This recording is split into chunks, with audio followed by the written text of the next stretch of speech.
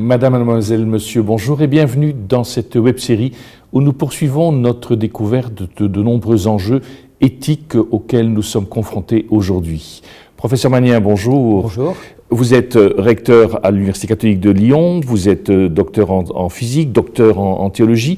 On parle également des neurosciences. C'est quoi ça exactement ?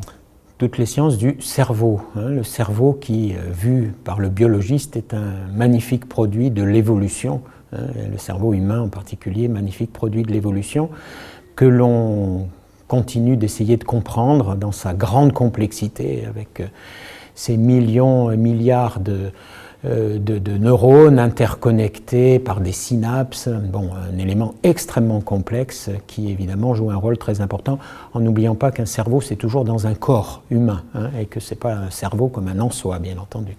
Les neurosciences nous apprennent beaucoup de choses aujourd'hui, en particulier nos formes d'intelligence qui couplent l'intelligence rationnelle et les émotions, par exemple. Des neuroscientifiques comme Damasio ont été les premiers à faire ce lien entre émotion et raison. Moi, quand j'étais jeune, on me disait il faut contrôler tes émotions si tu veux être un bon rationnel et un bon scientifique. En fait, on ne dit plus du tout ça. Il y a aujourd'hui des liens étroits et intéressants, y compris pour l'éducation d'ailleurs, ces neurosciences. Alors on applique des technologies sur ce cerveau, justement, pour essayer de réparer parfois aussi ce qui est déficient dans notre cerveau, stimuler la mémoire par exemple, stimuler la vigilance, et puis on peut guérir aujourd'hui, je le disais déjà, des tremblements parkinsoniens, de la maladie de Parkinson, grâce à des puces électroniques. Donc ça, ce sont les nanotechnologies qui sont mis à disposition des neurosciences, et donc on appelle ça des neurotechnologies. Qui sont extrêmement intéressantes pour la médecine aujourd'hui et qui peuvent avoir évidemment des conséquences et des effets secondaires importants à analyser par le scientifique, le médecin, et qui au niveau éthique vont poser des questions bien sûr. Vous avez cité Damasio, donc l'erreur de Descartes, ce livre. C'est un livre qui aujourd'hui est reconnu dans votre discipline ? Alors, en neurosciences, il y a beaucoup d'écoles encore, bien entendu, mais l'école de Damasio, avec notamment ce concept d'empathie qu'il a développé et qui serait comme engendré dans le cerveau par toute l'histoire d'ailleurs, parce qu'on rappelle que le cerveau humain, il a des éléments reptiliens, des éléments lombiques, le néocortex frontal, c'est-à-dire il est pour une certaine part un produit de l'évolution.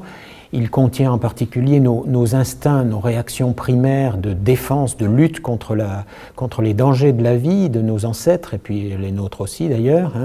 Il a donc cumulé, si on peut dire d'une certaine manière, l'histoire de l'humanité. Et à l'intérieur de cette histoire, on s'aperçoit que l'homme, on le sait, en anthropologie, l'homme est surtout relationnel. Et cette relation, elle est décrite par exemple à partir de l'empathie que le neuroscientifique Damasio et d'autres ont mis en évidence. L'empathie qui est, il faut bien le voir, qui n'est pas d'abord une gratuité de relation, qui est faite pour que l'homme se développe, il a besoin d'être en relation, donc c'est un besoin vital d'être en relation qui lui fait développer l'empathie et la capacité de se mettre à la place de l'autre aussi dans les relations. Mais ça, c'est un besoin inscrit dans notre évolution biologique.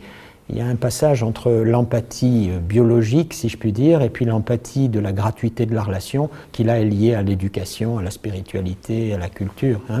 Mais cette école-là, elle commence à prendre beaucoup de poids, même si elle n'est pas la seule, loin de là, en neurosciences, bien sûr. Par exemple, vous dites que ce n'est pas la seule. Quelles sont les autres, par exemple ? Alors aujourd'hui, quand on voit en France des Dehaene, par exemple, ils ont tous une approche complémentaire, on peut dire, et différente. Ils ne vont pas forcément s'opposer à cette vision de Damasio. Ils vont apporter des éléments complémentaires. Et aujourd'hui, dans les neurosciences, on ne peut pas dire qu'on ait de théorie unifiée, parce que c'est encore trop jeune. Par contre, là où les gens sont d'accord, ça c'est un phénomène extrêmement important et extrêmement intéressant qu'on appelle la plasticité cérébrale. Et en éthique, vous allez voir que ça a des conséquences, en neurotechnologie en particulier. La plasticité cérébrale, c'est cette capacité qu'a notre cerveau d'évoluer sans cesse. Alors on le savait pour l'enfant et l'adolescent, mais là aujourd'hui on le voit que c'est tout au long de la vie, même si l'évolution est moindre à passer 20 ans, mais tout au long de la vie. Et plus notre cerveau est relationnel, si je puis dire, plus nous avons des relations, et en particulier des relations vivifiantes, des relations d'empathie justement, plus les connexions sont nombreuses, plus le cerveau est alimenté, je dirais d'une certaine manière, par sa plasticité. Et on utilise d'ailleurs maintenant ces visées-là, non seulement pour l'éducation des jeunes, mais aussi pour les personnes âgées, pour lutter contre le vieillissement. Plus il y aura de liens sociaux par le jeu, par la lecture, par le sport aussi d'une certaine manière, alors pratiqué selon les âges évidemment avec pas la même intensité, plus notre cerveau évolue et continue d'évoluer, plus l'humain est résistant, je dirais, par rapport à un certain nombre de maladies. Alors ça c'est un point très important, ça veut dire que, et on le retrouve aussi avec les fameuses nanobiotechnologies dont je parlais précédemment dans les émissions précédentes, le biologiste et le neuroscientifique aujourd'hui, ils voient une influence du psychique sur le biologique. Alors je peux m'arrêter un instant parce que ça a des conséquences très, très fortes. Pendant longtemps, on a pensé que le psychique était lié au biologique. Et ça reste vrai, hein, puisqu'on voit bien d'ailleurs si on boit un peu trop d'alcool, notre comportement est atteint par ce biologique, cet effet biologique. Mais aujourd'hui, en retour, on étudie l'effet de notre propre vécu sur les réactions biologiques et sur les réactions cérébrales. Alors, je vous donne 2 exemples, si vous voulez, oui, volontiers, qui peuvent montrer cela. On regarde par exemple aujourd'hui ce qui se passe dans un fœtus porté par sa maman en fonction de l'état de stress ou de repos de la maman. Et on voit, le biologiste voit, sur ce qu'on appelle l'expression des gènes du fœtus, un effet de l'état psychique de sa maman qui le porte dans son ventre. On ne comprend pas tout, c'est ce qu'on appelle l'épigénétique, c'est-à-dire l'influence de l'environnement biologique, mais aussi de l'environnement psychique, sur la modulation des gènes, l'expression des gènes, donc sur des réactions biologiques. Vous voyez, on voit un effet du vécu de la maman sur les réactions biologiques du génome du fœtus porté par sa maman. C'est quand même quelque chose. On voit aussi des effets ainsi de l'environnement psychique sur le système immunitaire, y compris sur des adultes, bien entendu. Ça, c'est très important. Et dans la plasticité cérébrale, ça va même jusqu'à étudier la méditation. On a regardé ce qui se passait pour des grands méditants, des moines bouddhistes ou des moines bénédictins, pour prendre des grands méditants, il y en a beaucoup d'autres, pour ceux qui pratiquent régulièrement la méditation, et on voit au niveau biologique, au niveau de la plasticité cérébrale, des effets sur les connexions des synapses. Et d'ailleurs, aujourd'hui, la méditation est déjà utilisée comme un élément complémentaire à la médecine traditionnelle dans un certain nombre de cas, notamment pour lutter contre des cancers. Donc vous voyez, ça c'est très nouveau. Biologie et psychisme sont interconnectés, et je dirais biologie, psychisme et corporel.